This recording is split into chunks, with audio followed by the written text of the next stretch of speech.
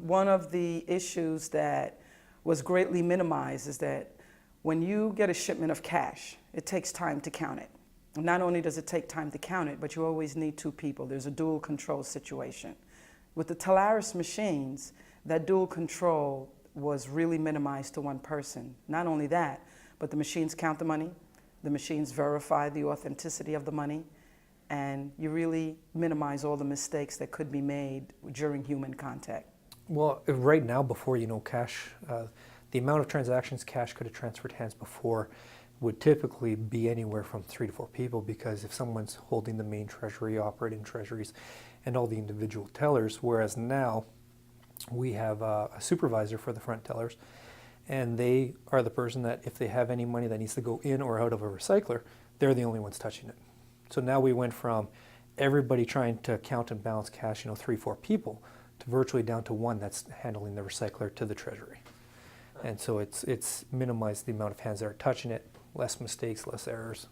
Conducting a teller transaction can be very impersonal. So with the recyclers, that machine's really doing all the work for the teller. So the ability to be able to look up and have that eye-to-eye contact and be able to converse with the member is truly important to us. We don't want it to be an impersonal, contact. We want it to be friendly. We want the smile. We want everything that comes along with that. We want the member to feel really comfortable with the person you're dealing with.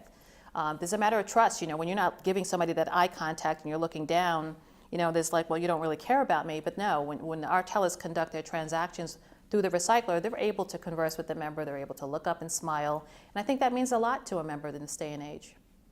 The Telarus machines have greatly assisted with the inventory and the control of cash in the branch. We can go to the machines and see exactly what we have. You can make your determinations as far as the type of day you're going to have. If it's a busy day, if it's a slow day, you know precisely what you have in the machines. We really don't need to maintain much cash in the vaults. And you are able to order and maintain control of your cash a lot better. Because the cash recyclers, we thought immediate gratification. If the cash recyclers were installed, then we could see a decrease in our annual float costs. But we weren't seeing that. We realized that some of the branches were still supplied with whatever they thought needed for the branch operations. They were like, wait a minute, this isn't what the cash recyclers were meant to do. They were supposed to recycle cash, not house the cash.